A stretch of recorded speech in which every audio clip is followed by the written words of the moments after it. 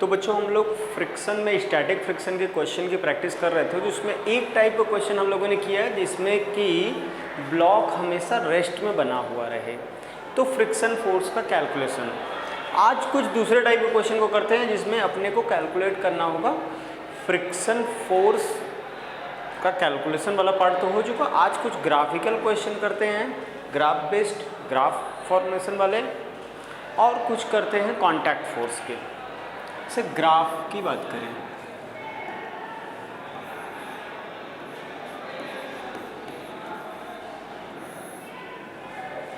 Graph based problem.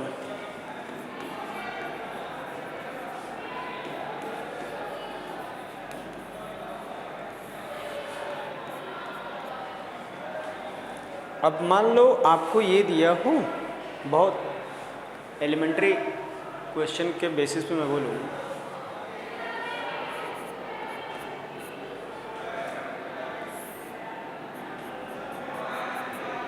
ये block है 2 kg का, इस पे force as a function of time t लग रहा है, म्यू s गिवन है 0.5 और म्यू k गिवन है 0.4।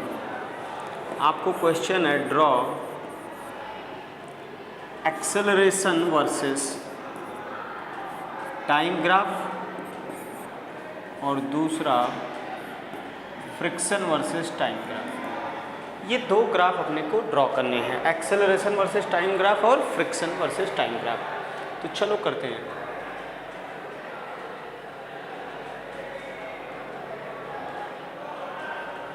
इसके सॉल्यूशन में बात करें तो सबसे पहले तो हम लोग देखेंगे, सबसे पहला स्टेप जो होता है अपने को कैलकुलेट कर लेना चाहिए कि कितने फोर्स तक ब्लॉक रेस्ट में रहेगा। आपको पता होगा सबसे पहले स्टैटिक फ्रिक्शन लगेगा, और स्टैटिक फ्रिक्शन की मैक्सिमम वैल्यू कितनी होगी, इधर की तरफ जो लगेगा वो फ्रिक्शन होगा स्टैटिक, और ये F एक्सटर्नल। ये अपने को पता है कि F स्टैटिक फ्रिक्शन हमेशा क्या होता है, Fs इक्वल टू F। ये रहेगा कब तक, जब तक आपका F मैक्सिमम वैल्यू को अटेन ना कर ले। और यानी F मैक्स कितना हो सकता है, F मैक्स हो सकता है mu s into N. F max होता है mu s into N. Mu s given है, म्यू s दिया है 0.5, n की वैल्यू गिवन है आपका, मास देखो कितना दिया है 2 kg, तो नॉर्मल रिएक्शन आ जाएगा 20, 10। तो यानी F equal to time t दिया ही है, तो यानी 10 न्यूटन तक, जब 1 सेकेंड हुआ तो 1 न्यूटन, 2 सेकेंड 2 न्यूटन, ये फोर्स अपने आप को फ्रिक्शन एडजस्ट करता जाएगा, जब तक कहाँ तक एडजस्ट करेगा, 10 न्यूटन तक, यानी टाइम 10 सेकेंड तक। मतलब if t less then 10 second हो,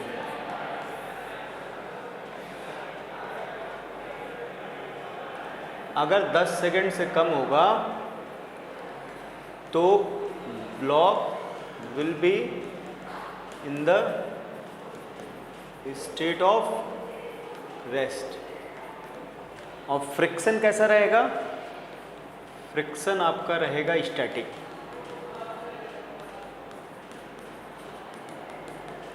और एक्सेलरेशन क्या होगा, नेट फोर्स 0 है तो एक्सेलरेशन 0। ये 10 सेकंड तक तो ये बात रही, और 10 सेकंड के बाद जैसे ही आपका 10 सेकंड होता है फ्रिक्शन अपने मैक्सिमम को अटेन करता है, ये less than or equal to 10 second पर 10 न्यूटन अटेन करेगा। और जैसे ही 10 न्यूटन के बाद बात आएगी, 10 न्यूटन के बाद बात आएगी when t is strictly greater than 10 second, जैसे ही एक्सटर्नल फोर्स 10 सेकेंड से ज़्यादा होगा तो आपका फ्रिक्शन की वैल्यू तुरंत काइनेटिक हो जाएगा, क्योंकि अब लिमिटिंग से ज़्यादा हो चुका है। लिमिटिंग से ज़्यादा होते ही फ्रिक्शन अपना काइनेटिक हो जाएगा। काइनेटिक फ्रिक्शन जो होगा वो हमेशा एक्सटर्नल फोर्स का अपोजिट लगेगा। तो ब्लॉक जब ये टी है जो कि 10 न्यूटन से ज़्यादा हो चुका है, क्योंकि समय 10 से ज़्यादा हो चुका है, काइनेटिक फ्रिक्शन की वैल्यू होती है म्यू के इंटू एन। म्यू के 0.4 दिया है, एन 20, यानी ये 8 न्यूटन आया। तो एक बात समझो, जैसे ही 10 न्यूटन हुआ, 10 से 10.00001 हुआ, फ्रिक्शन तुरंत शार्पली अपने आप को चेंज करेगा, यानी यहाँ शार्प चेंज आने वाला है। तुरंत आपका फ्रिक्शन क्या हो जाएगा, फ्रिक्शन अपने आप को तुरंत एडजस्ट करेगा। फ्रिक्शन तुरंत 8 न्यूटन हो जाएगा। एक्सेलरेशन जो बन जाएगा, यानी एक्सेलरेशन हो जाएगा t - 8 अपॉन मास 2। लेकिन ये कब है, 10 सेकंड के बाद। यानी एक्सेलरेशन वर्सेस टाइम ग्राफ अगर बात करें हम, एक्सेलरेशन वर्सेस टाइम ग्राफ, तो देखो एक्सेलरेशन वर्सेस टाइम ग्राफ जो बन रहा है, एक्सेलरेशन टाइम ग्राफ, तो शुरुआत में देखो 10 सेकंड से पहले तक का ग्राफ, 10 सेकंड से के पहले तक का जो ग्राफ है वो तो एक्सेलरेशन 0 है, यानी यहाँ से यहाँ तक तो एक्सेलरेशन 0 है। और 10 सेकंड पर एग्जैक्टली 10 सेकंड पे एक्सेलरेशन क्या आ रहा है, लगभग यहाँ 10 रख दो तो 1 मीटर पर सेकंड, मतलब यहाँ पे तुरंत ये 1 मीटर पर सेकंड हो जा रहा है। एक्सेलरेशन जो है वो 1 मीटर पर सेकंड हो जा रहा है।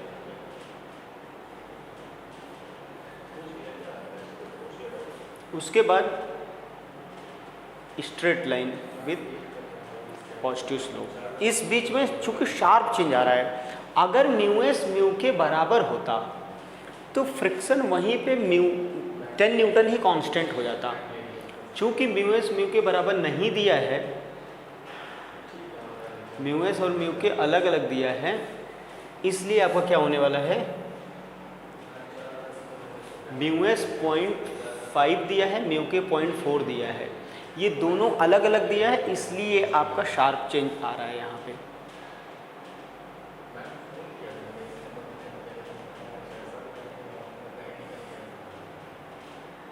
और अपना फ्रिक्शन की बात किया जाए, फ्रिक्शन का ग्राफ कैसा होगा टाइम के साथ, तो फ्रिक्शन का ग्राफ देखो, तो फ्रिक्शन का ग्राफ बन रहा है अपना, फ्रिक्शन 10 न्यूटन तक तो एक्सटर्नल के बराबर रहेगा, एफ स्टैटिक रहेगा कब तक, 10 सेकंड तक, यानी 10 तक तो फ्रिक्शन वही रहेगा।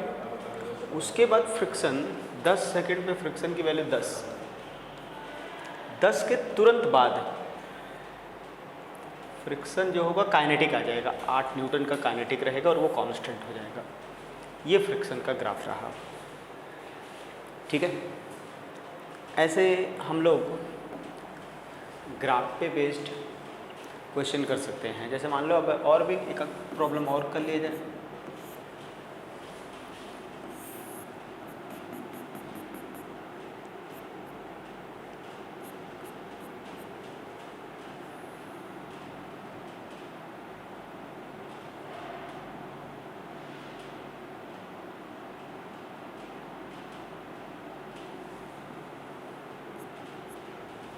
ये ब्लॉक है,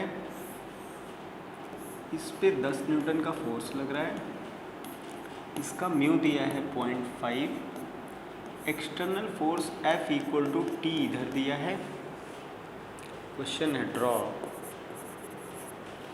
number 1 acceleration versus time graph, number 2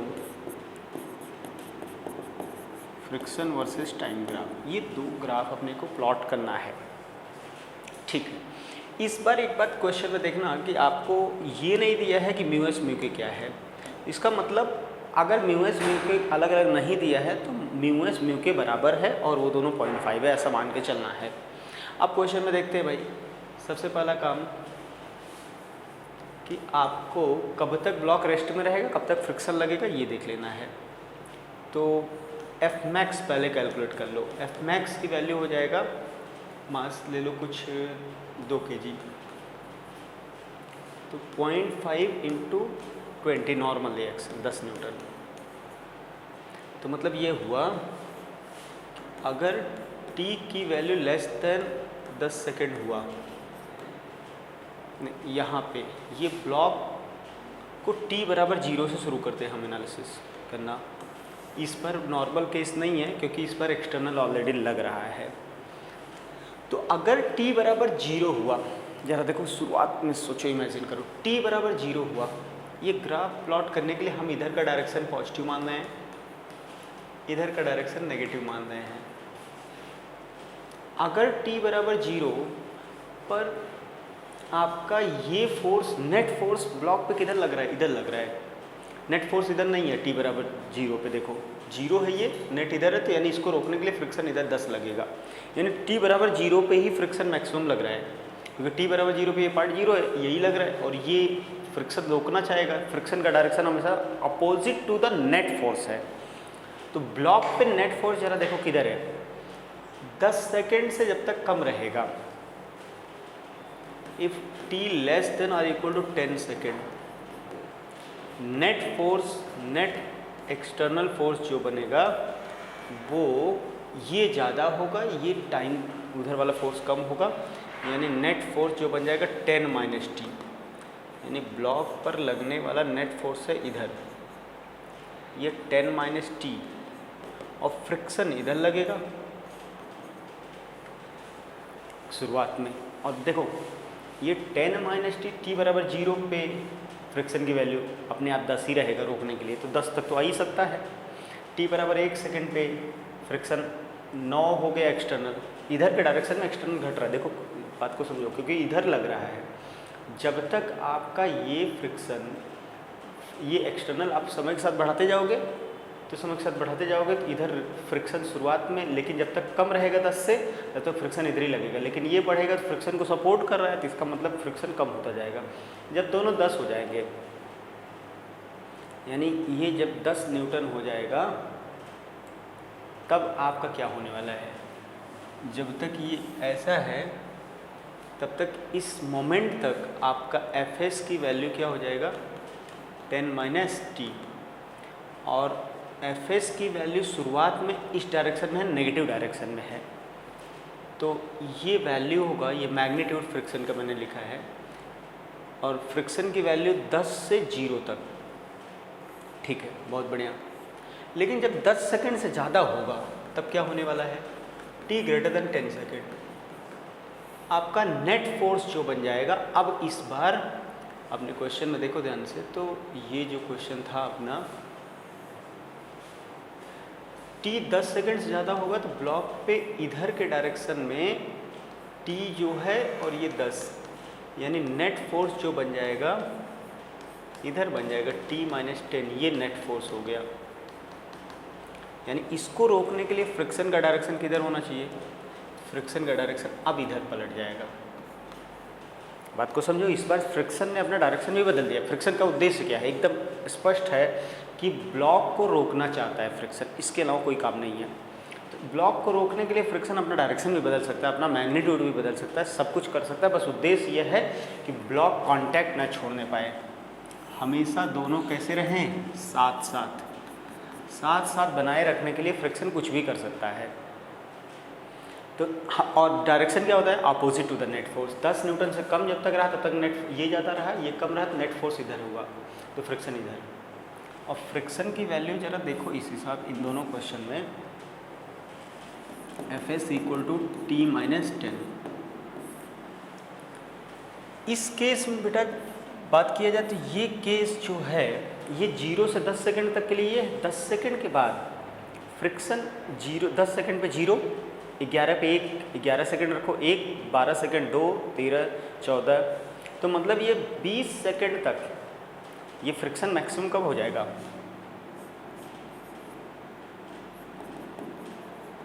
time when slipping will start. कब स्लिपिंग स्टार्ट हो जाएगा जब फ्रिक्शन की वैल्यू क्या हो जाए, मैक्सिमम के बराबर, और वो भी कितना हो जाए, 10। तो इसको रख दो t - 10, t बराबर 20 सेकेंड। 20 सेकेंड के बाद स्लिपिंग स्टार्ट होगा, यानी 0 से 10 नहीं, 0 से 20 सेकेंड तक रेस्ट में रहने वाला है। इस बीच में फ्रिक्शन ने अपना डायरेक्शन भी बदला है। इसके बाद काइनेटिक आ जाएगा, मतलब इसके बाद क्या होने वाला है अपना, इसके बाद अपना काइनेटिक आ जाएगा। इसके बाद अपना काइनेटिक आ जाएगा। टाइम जब t की वैल्यू 20 सेकेंड से ज़्यादा हो जाएगा, यानी 20 सेकेंड तक रेस्ट में रहने वाला है, 10 से 20 सेकेंड से जब ज़्यादा हो जाएगा तो ब्लॉक चलने लगेगा। तब नेट फोर्स क्या हो जाएगा, t - 10 और फ्रिक्शन 10 न्यूटन।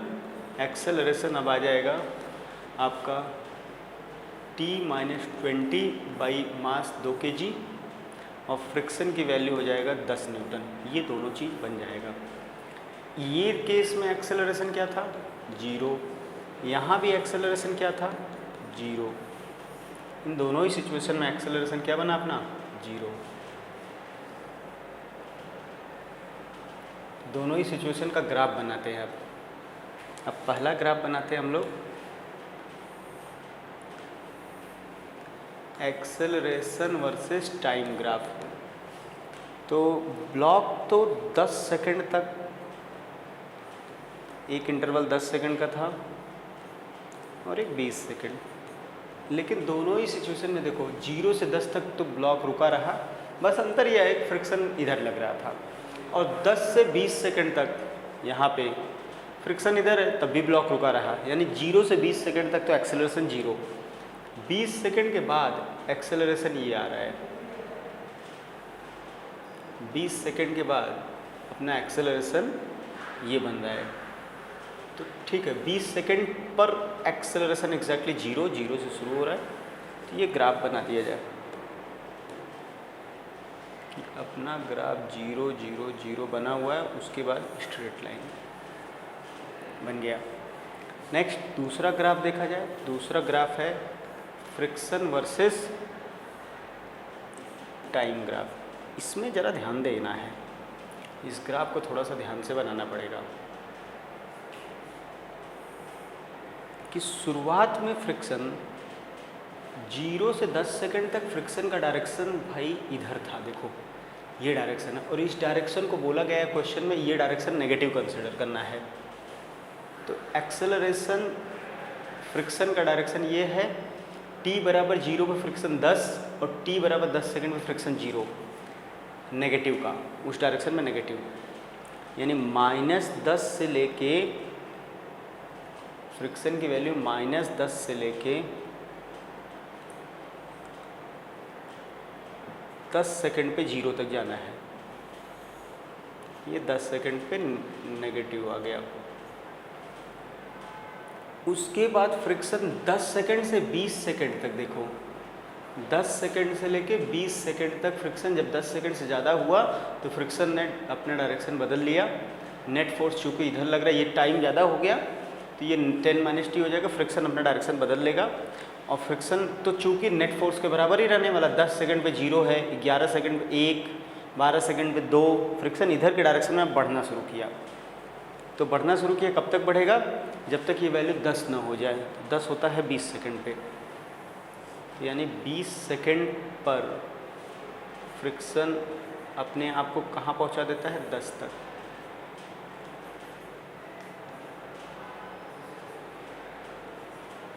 उसके बाद फ्रिक्शन क्या हो जाता है, कांस्टेंट। ये फ्रिक्शन का ग्राफ रहा। ऐसे ग्राफिकल क्वेश्चन जो बनेंगे, हमें लग रहा है आप लोग बना सकते हो, ये ग्राफिकल क्वेश्चन हो जाएंगे। और ग्राफ की बात किया जाए तो 1-2 पॉइंट हम लोग और एनालिसिस कर सकते हैं, लेकिन ठीक है।